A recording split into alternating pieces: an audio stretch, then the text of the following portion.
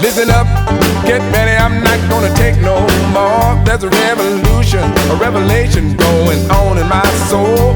Buckle up, get ready, we're not gonna sit back. Brothers and sisters, all citizens of the world, welcome to this edition of the Live from the Heartland show. I'm host Michael James, and we are recording this on Wednesday, January 7th in the new year 2026. It's for the week of January 9th.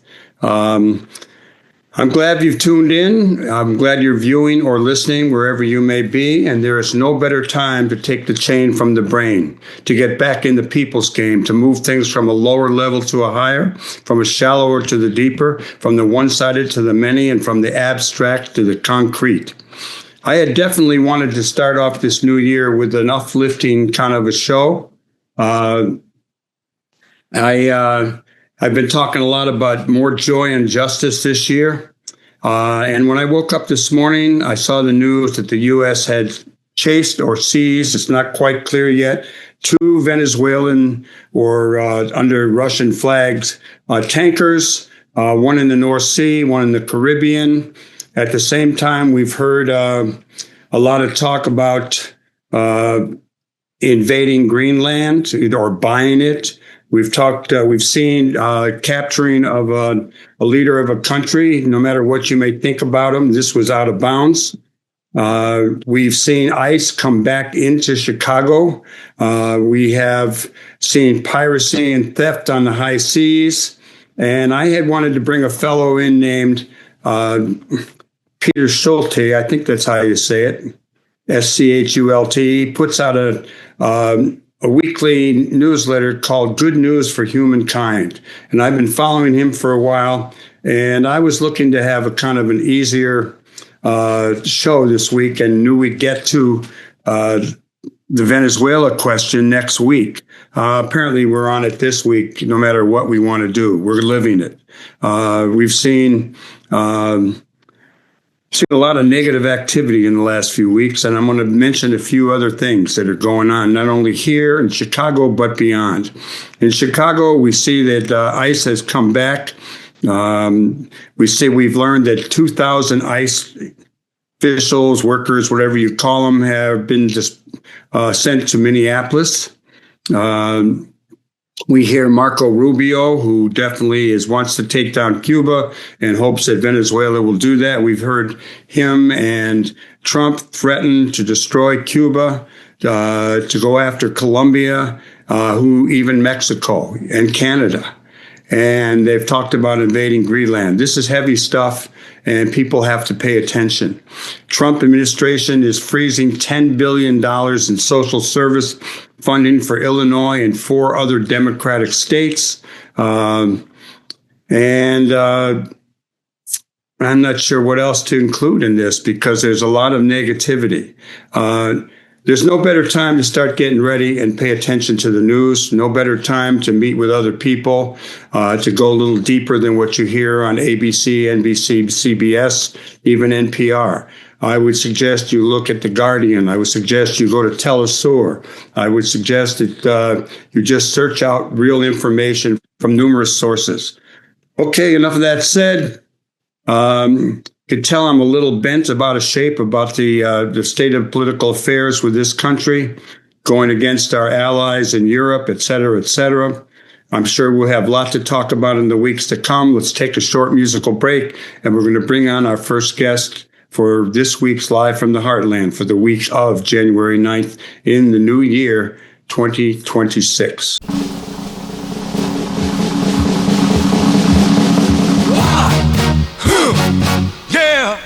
What is it good for? Absolutely nothing. Yeah. What is it good for? Absolutely nothing. Say it again, y'all. Look out. What is it good for? Absolutely nothing. Listen to me. I despise. 'Cause it means destruction of innocent lives. War means tears to thousands of mothers die when their sons go off to fight and lose their lives. I said war. Good God, y'all. What is it?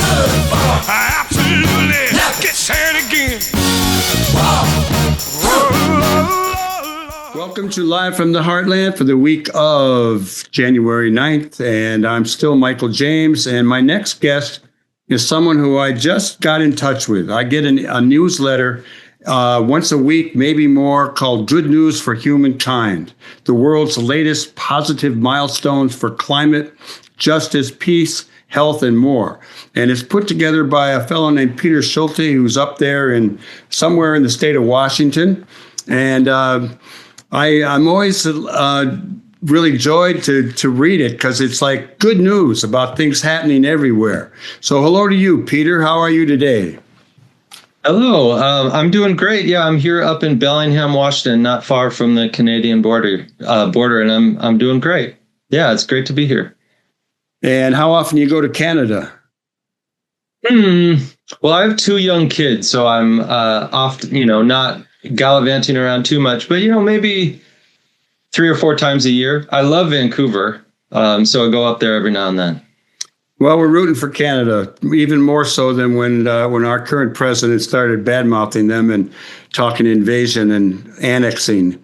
Why don't you tell our listeners and our viewers a little bit about yourself, what you do? You're kind of a coach for, I guess, mental health and business acumen. I'm not sure what that means, and how you started putting together this really wonderful newsletter. Yeah, well, it's been kind of a long journey. So I'm Peter Schulte. I'm a coach and a writer and also a musician.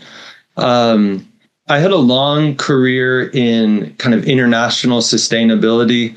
I helped through the UN system develop corporate water, climate, and water climate sustainability practices.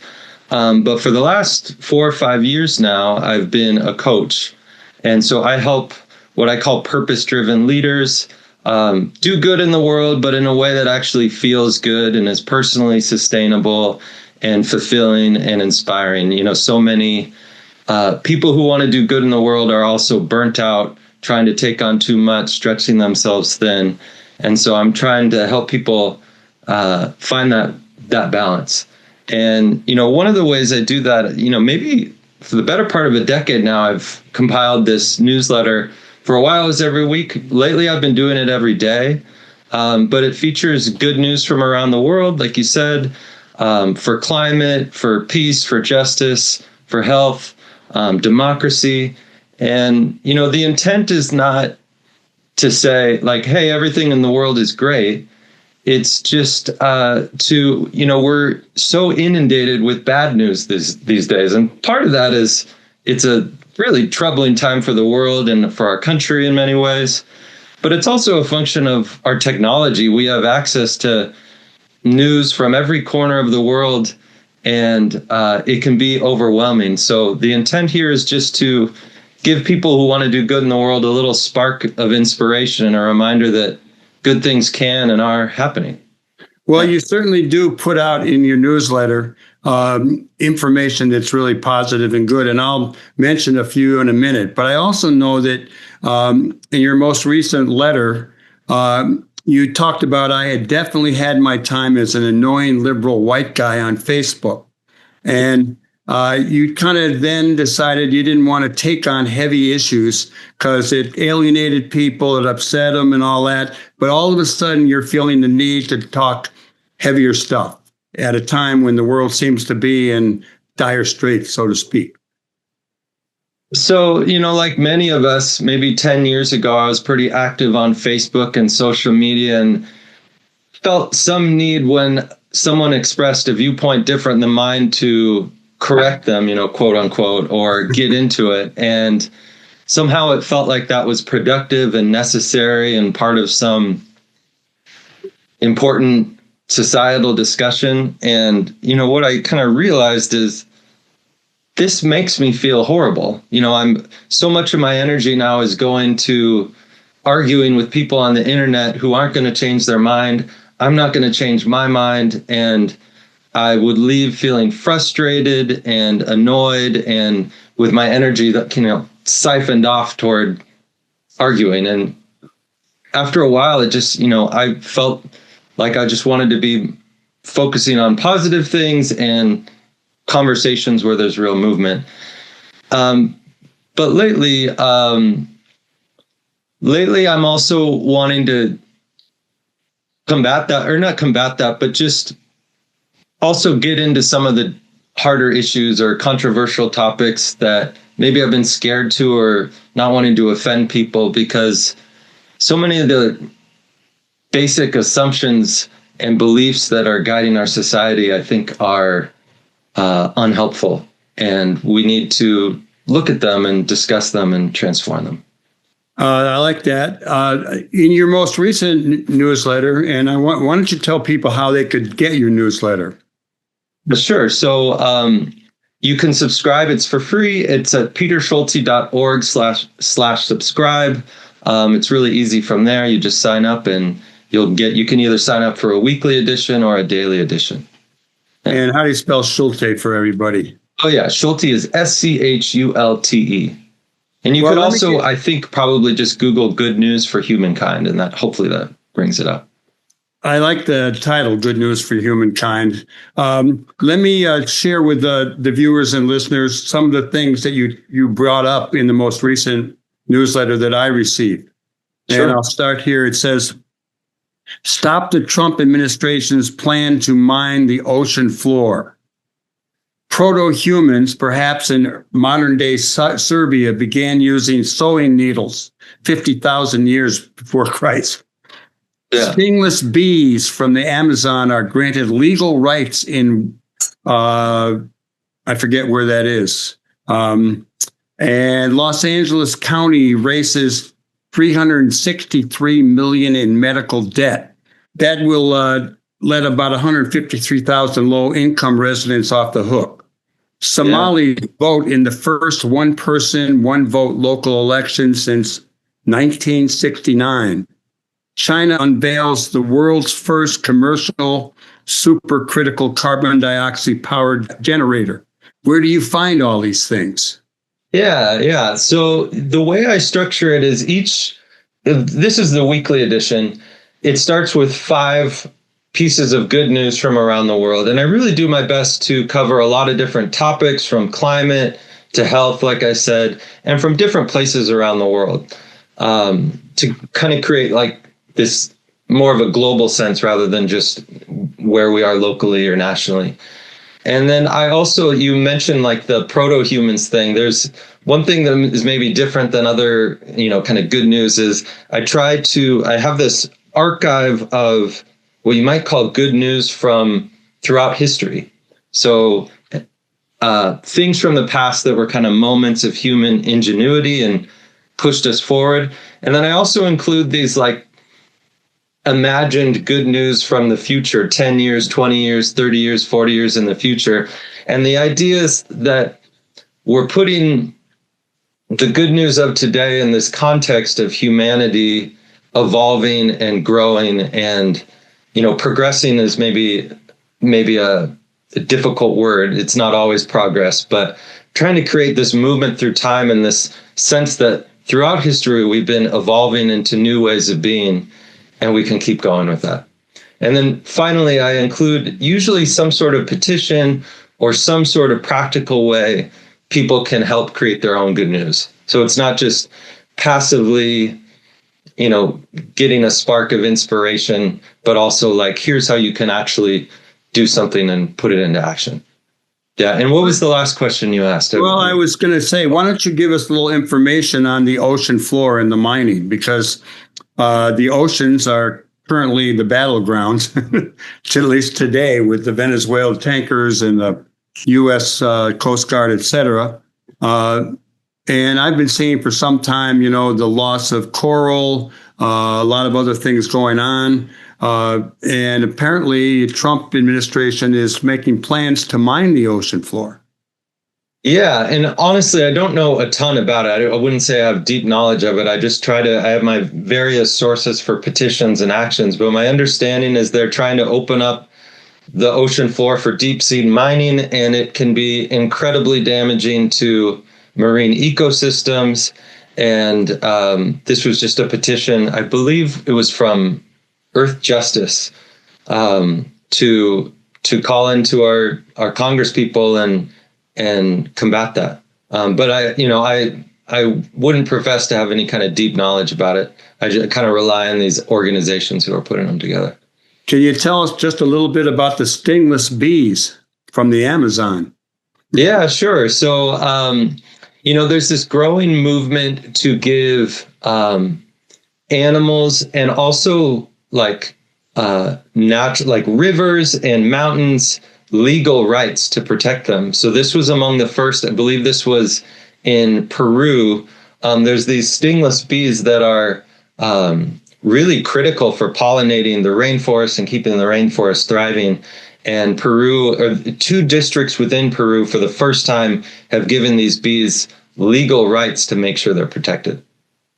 I like that one. And how about the Somalis voting? Yeah, so Somalis for decades now have not really had meaningful votes, like a one person vote. They vote via these like clan systems.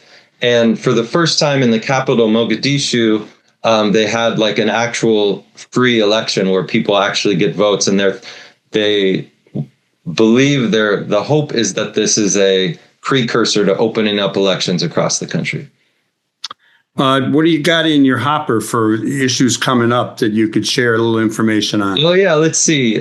Today, one I was working on is China has just made a major breakthrough in the development of nuclear fusion. They were able to heat plasma to a density for a long, I think 17 minutes, that just shattered records for what we could do that. And I don't know how much you know about nuclear fusion, but it's thought of as kind of the holy grail of clean, renewable energy, potentially being able to supply limitless amounts of carbon-free energy. And while this step doesn't make it, commercially viable yet, it's thought of as like yet another really positive, critical step in that direction. And, I've been tracking the development of nuclear fusion through the newsletter for years now, and it's every year get a step closer. So we'll see if it ends up coming to pass, but it seems like it's moving in that direction. You got one more for us? Yeah, yesterday's the Faroe Islands, which is this semi-autonomous set of islands, I think kind of northwest of Scotland, legalized abortion. And they had one of the strictest abortion laws in all of Europe, and have just made it, fallen in line with the more progressive Nordic countries. So that's another one. Let's see. Let me dig out another one. Oh, yeah. So there's this state in India called Assam. I'm not sure if I'm pronouncing that correctly, but it's thought of as like the stronghold for one-horned rhino. It's like 70% of the world's one-horned rhinos live there. And for the second time in 5 years, they had 0 cases of poaching in 2025. And that's, after there was one, I think in 2022. And before that, the last time that happened was in 1979 or something like that. So they've implemented all these new policies and protections for the rhinos, and it seems to be working. I'm really liking this. And what I'm going to say right out loud is that Peter Schulte, who puts out Good News for Humankind, the world's latest positive milestones for climate justice, peace, and health, and more, you'd be a great contributor once a month to share a few of these little gems that you come up with. I hope I can have you back. Sure. Oh, and you asked where I got them. And I have kind of I use this program called Feedly, but it, goes through all these websites that are kind of generating news like this. So every morning I get up and there's often like 50 to 100 new options. And I kind of just go click through and looking for ones that seem really meaningful and from different parts of the world on different topics. But I just kind of have this curated list that I can go through. Yeah, it's pretty cool. Peter, what is your current take on the world situation? And what are your hopes? Yeah, well, I think of us as in a particularly dire time across a number of issues. The climate crisis is the one that I wouldn't say it keeps me up at night, but is the one that most worries me. You know, I have 2 young kids, and it seems like a very real possibility that we don't figure this out in time to really prevent mass destruction. So that's one. But, you know, just here in the States, just seeing what the Trump administration is doing, it's not only, you know, in the Bush years, it was like, okay, I strongly disagree with this. There's this new sense, and I know I'm not saying anything new, but just the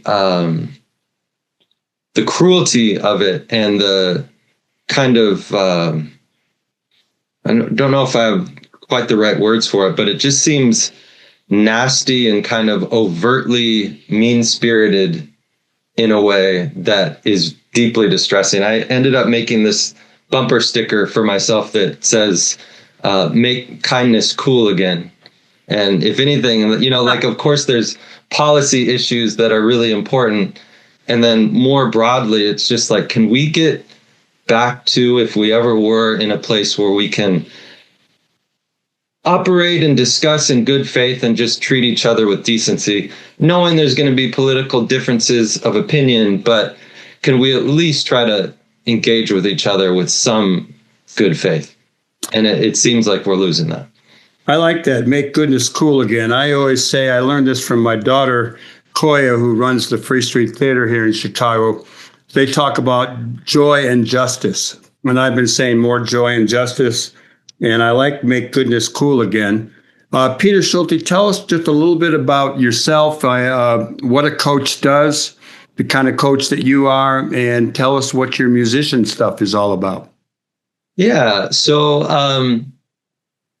I've heard more about like the joy. There's like, you know, a book called Pleasure Activism by Adrienne Marie Brown, and just this increasing idea that these justice movements or progressive movements, we're dealing with heavy, traumatizing issues a lot of the time. And in a way, you know, the most transformational thing we can do is operating from joy, love, and kindness.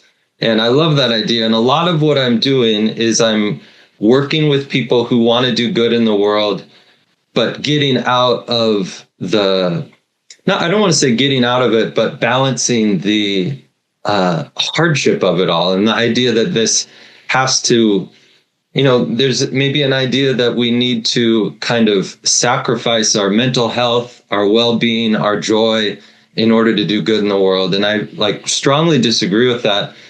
We really not only can, but our work is so much more effective when we can come from it with that kind of lightness of being, that joy, that kindness, that love. And if any, you know, I do a lot of different things, but that's kind of the core of it, is getting people into a sense of purpose out in the world, but in a way that actually feels good. And maybe I'll leave it there. Oh, and you asked about the musician. Yeah, so go ahead. Music for me is, I just believe that, yes, we need to do work in the world that's often hard and difficult.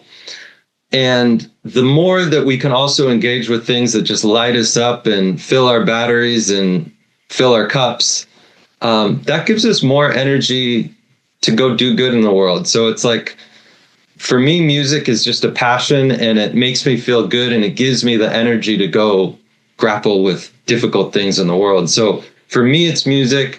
For other people, it might be art or, you know, mountain biking or whatever. But I'm always encouraging people to create some space in their life just to do something that fills them with joy and inspiration. And for me, that's music.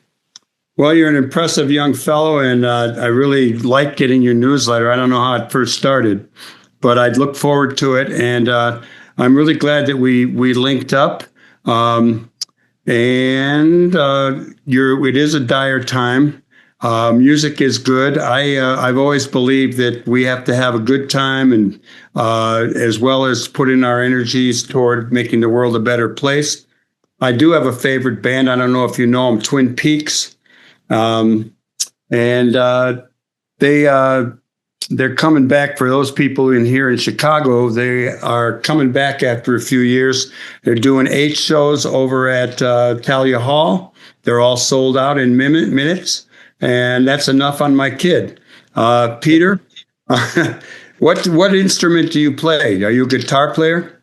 I do. I grew up playing piano, and now it's mostly guitar, and I love to sing. Yeah, that's my key instrument. Okay, tell us one more time how people can get your newsletter. Yeah, so peterschulte.org. You can hit the subscribe button. It's free, and you can do the weekly version, the daily version. You could also probably just Google Good News for Humankind, but would love for folks to sign up and get in touch. Just like you reached out, I love hearing from my readers. Yeah. Yeah, no, I'm glad I did it, and I was glad you responded, and I'm looking forward to talking with you again. So everybody else, this is Peter Schulte. Now I'm Michael James, and stay tuned. We're going to take a short musical break, and we'll be back with an old friend of mine from Chicago days, but through Berkeley and the free speech movement to his activity, nefarious activities as a sailor, etc.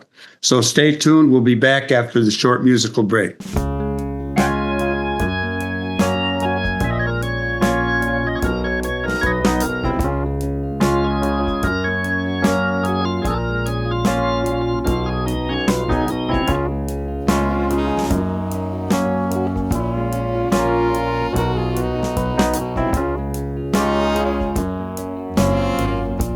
Times are hard, you're afraid to pay the fee, so you find yourself somebody who can do the job for free.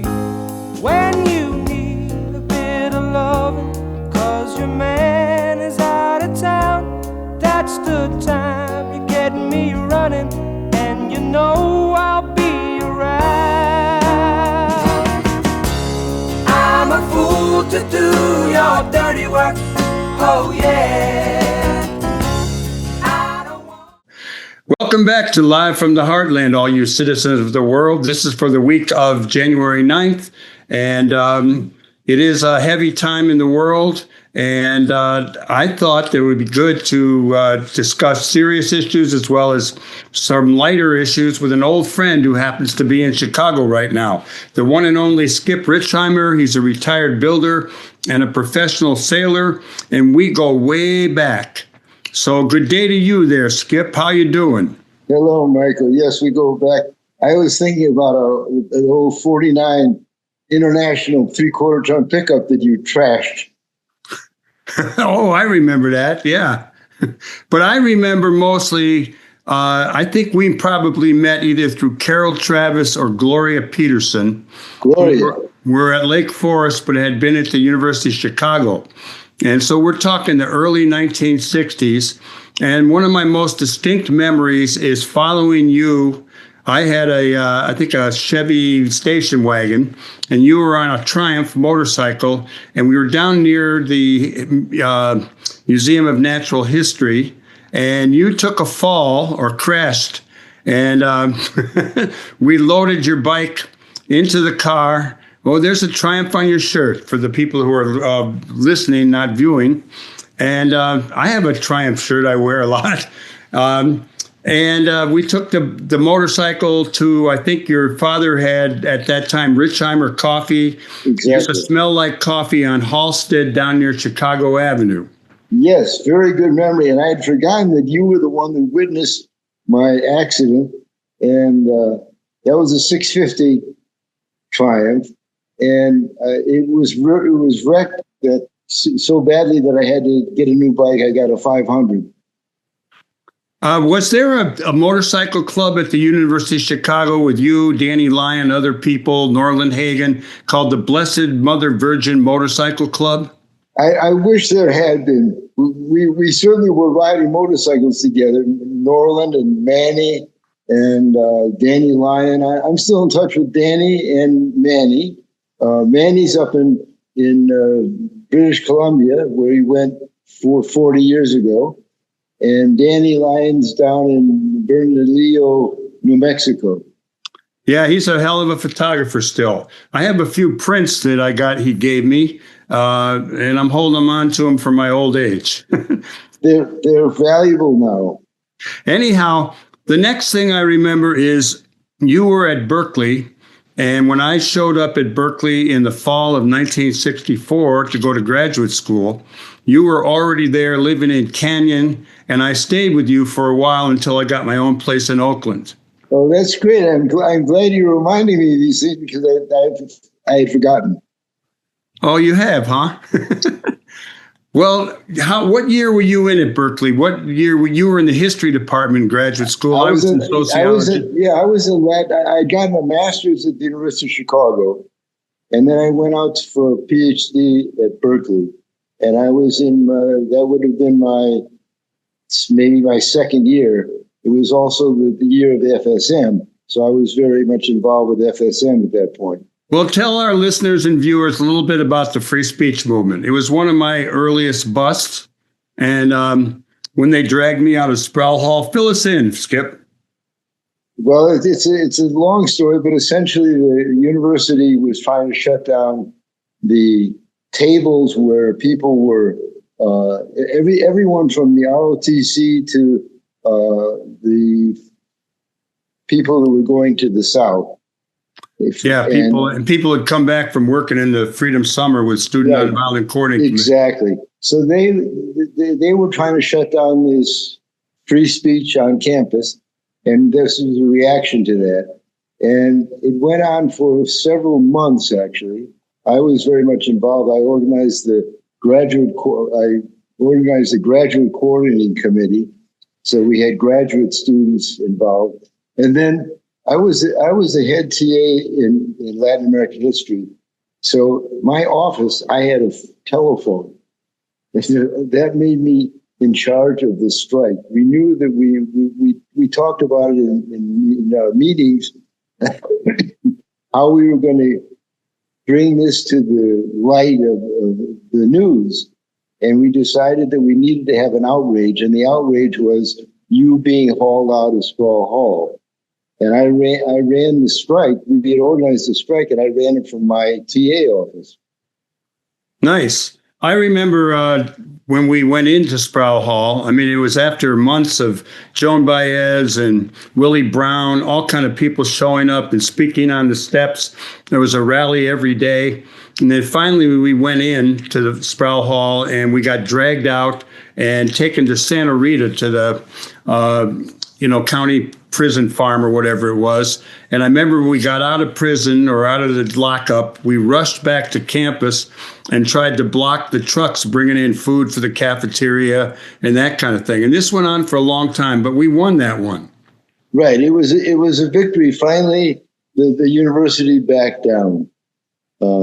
And a big deal. They allowed us to put up these card tables, and kids could talk to other students and try and get them involved in different political and non-political issues. Yeah, no, there were right-wingers there. There were left-wingers. There was the Du Bois Club, SDS, right. Everybody. And ROTC.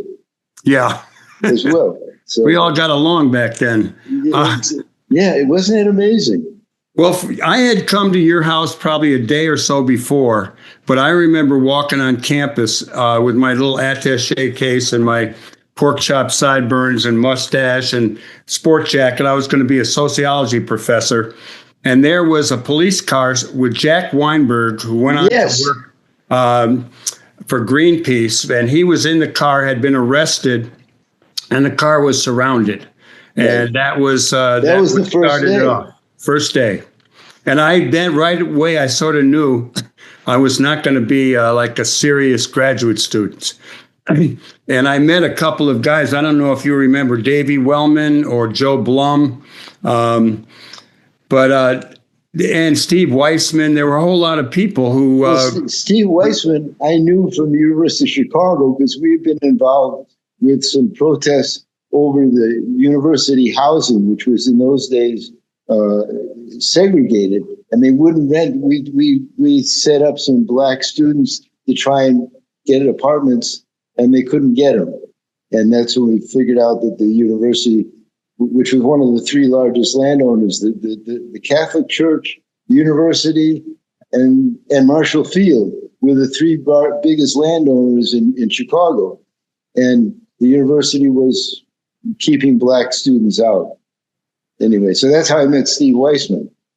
Well, Berkeley was a wonderful time back then. And I think probably still is, even though they made a few compromises with the Trump administration. But what happened to you after that? I didn't ever see you again until your 70th birthday party down in near Big Sur, down in a place called Rocky Creek. And but in between, you had become a builder and a professional sailor. Fill us in a little bit about your work experience and how that might relate to anything or anybody. Well, what happened was my wife at the time, Sue, and I left. I left before I got I got advanced to candidacy as in Latin American history, and then I never wrote my thesis.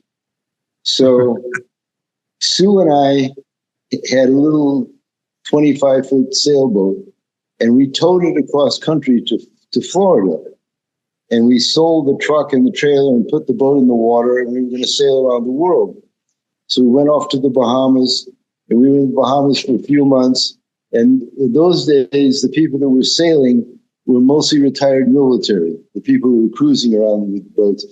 And we decided after a few months that we didn't want to do that anymore. So we came back to Florida, put the boat up for sale, took a couple of backpacks, and went to Europe. Because Sue was pregnant then. And we thought we'd like to have this is war in Vietnam, remember. So we wanted to have our child, who we thought could be a boy, and there could be, the war in Vietnam might still be going on. We didn't realize you could have substitute different wars then. You could always find a war for America to fight. Yeah, clearly now we're picking them. Yeah, I mean, now we just kidnap one person at a time, kill a few fishermen, and anyway. So we went to Europe. We were going to have our baby in England because they didn't have conscription, and they spoke English. And we were in England for 10 days, and we couldn't stand it. It was gray, and it was a little depressing for us coming from California. So we knew one other person in Europe. We knew Art Fayer, who we had met at the University of Chicago when he was a law student. And he was a friend of Norland's as well. And Art Fayer was living in Spain. So we went to join him in Spain. We ended up spending 10 years there, having our 3 children born there. And of course, we still have the house that I built there in 1970. We spend about a third of the year. We go twice in the spring and the fall. We go to my house in Spain.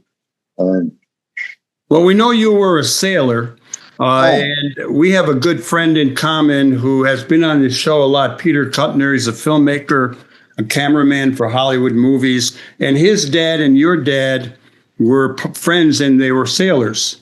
And I don't know if they sailed together or whatever, but yes, in fact, Peter's father sailed with my father, and they raced in the Mackinac race and a bunch of other races.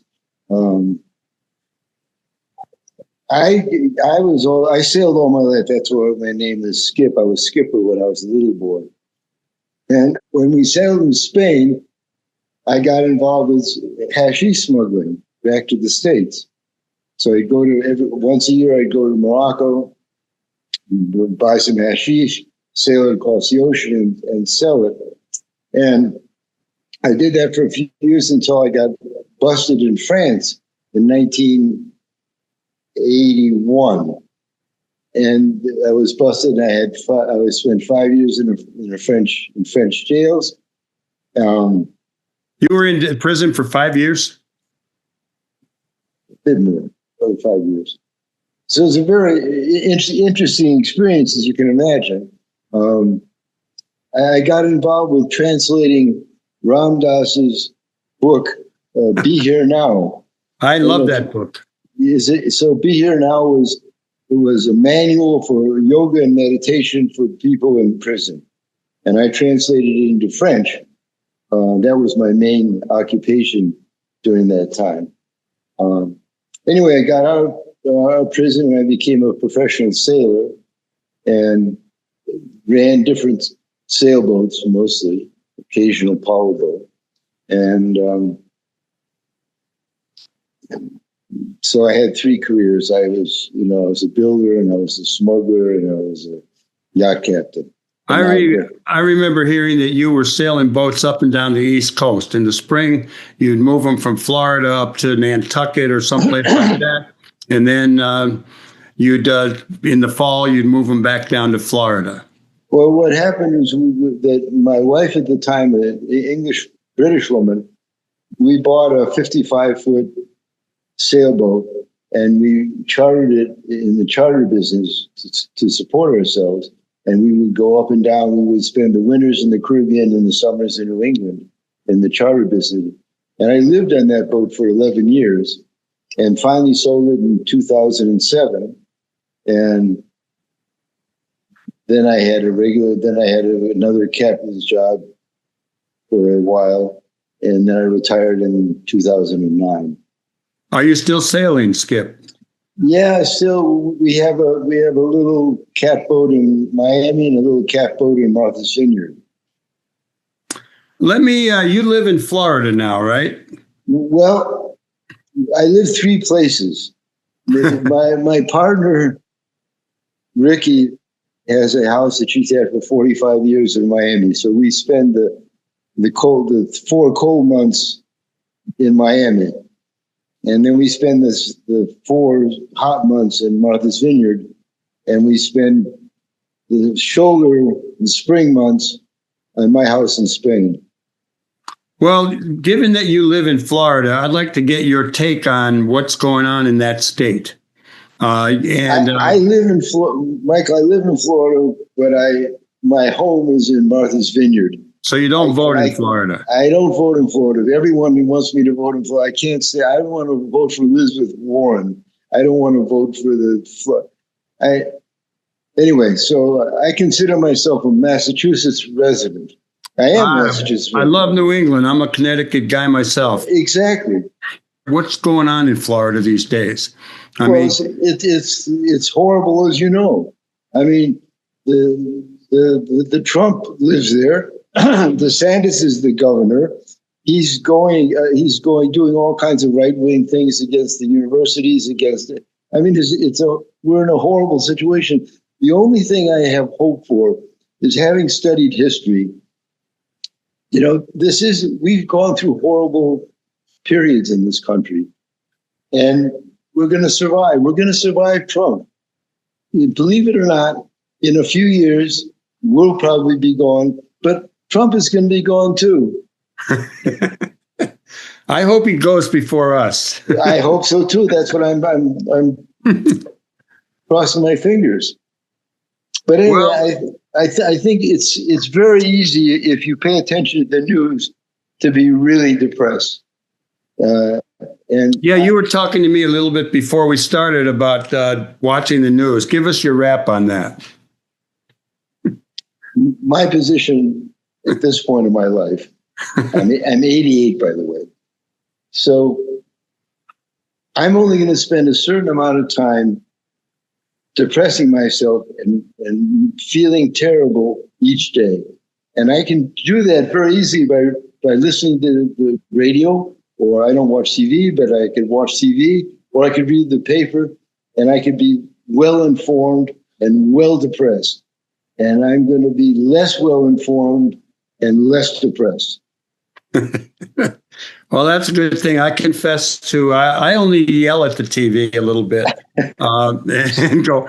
I do a lot of swearing while I'm watching the news. Of course, I mean, if you. But I don't feel depressed. I just feel pissed off. You let it go. That's good. That's the yoga way. Well, let me ask you, as a historian of Latin American studies, your take on what's currently going on with, the Monroe Doctrine, which he's now trying to call the Monroe Doctrine.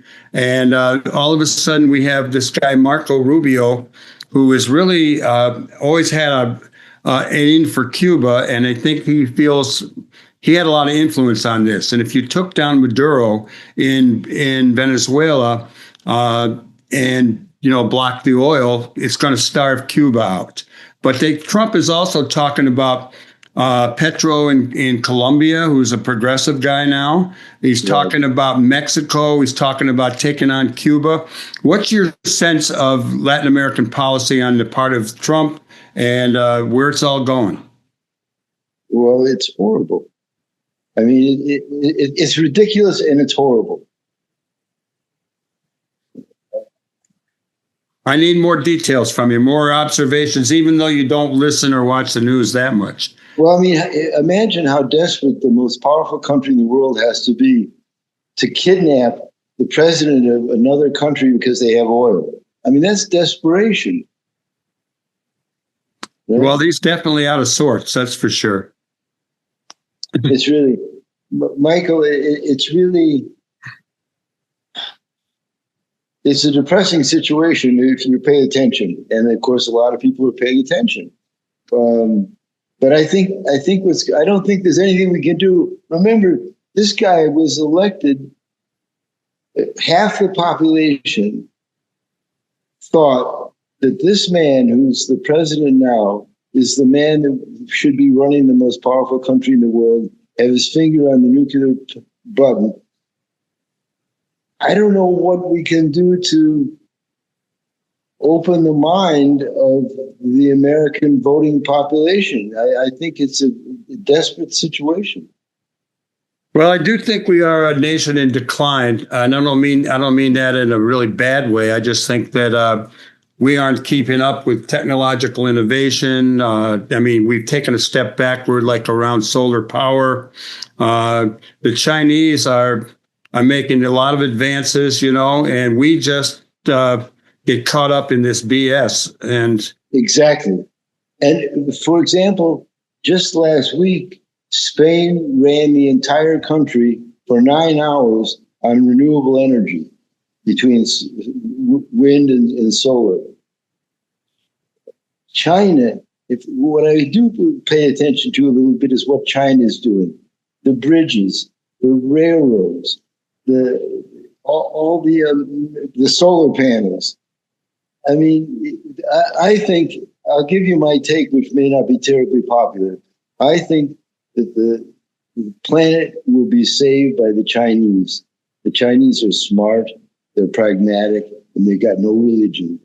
And I think that there's the hope of the planet. Well, that's interesting. I won't dispute that at all. It looks like that's what's going on. I mean, a lot of places are winding down, so to speak, and deteriorating, and other places are moving forward. Clearly, the Chinese have a better idea about energy, infrastructure, and are putting their money where the mouth is, or the mouth where the money is, or whatever that is.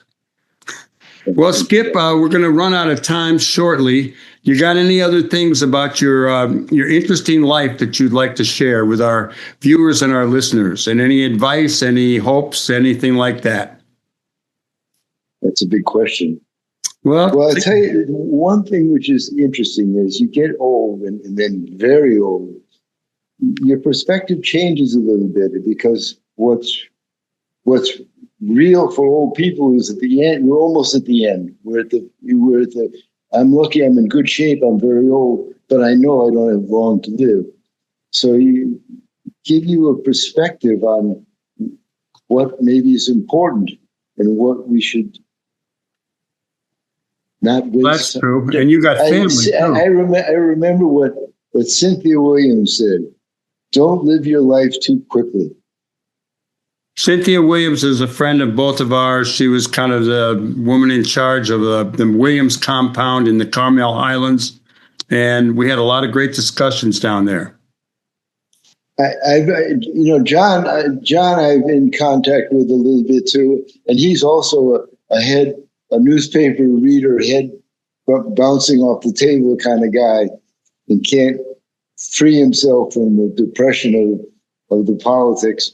But and not to mention, the fact that his body's falling apart, you know, and he can't drive his tractor anymore, and all the things that we can't do anymore.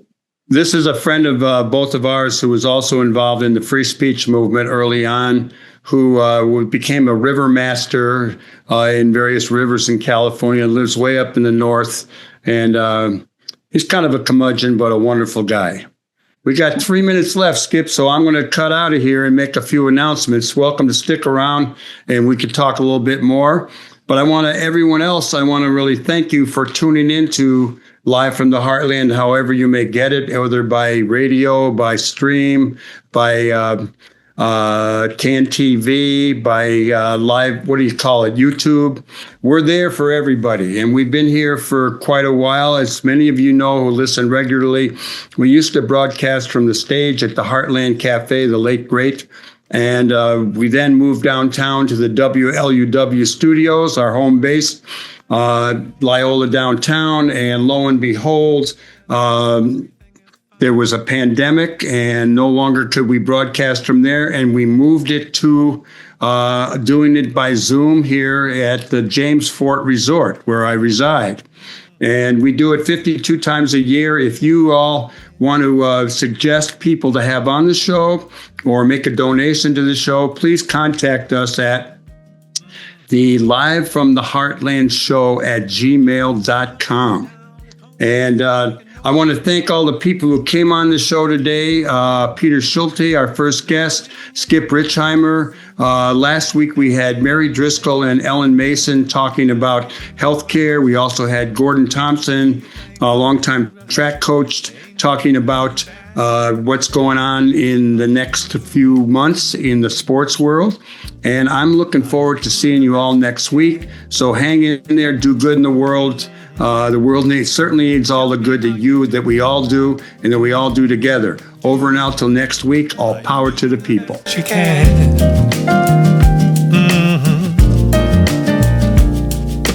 Over the mountain. Thank you for watching the Live from the Heartland Show. You got a dream New episodes air every Friday beginning at 9 a.m. Central Time. It may Episodes not air come each following Thursday on CAN TV, but you know 9 you've got a p.m. friend. in Sweet Home Chicago. I'll on be Channel by your 21, side the entire streaming ride. everywhere Just else let me at hear you say amen. cantv.org. Are you doing? Audio episodes go live on WLUW Are you Saturday doing 9 the a.m. best you on can? the left end of your dial at 88.7 FM or streaming Tell everywhere me, are you worldwide doing? at WLUW.org. Doing? Are you doing the best you They're can? available on Apple and Spotify podcasts by looking up Live from the Heartland on either platform, and are also broadcast on Lumpen Radio Friday at 9 a.m. on 105.5 FM and streaming at lumpenradio.com. I'm Michael James, and I'm glad to have been your host. Until next time, remember, do good in the world because the world needs all the good that you do, that I do, that we do together. All power to the people. Over and out. Come to limb. Are you doing the best you can? Tell me, are you doing? Are you doing the best you can?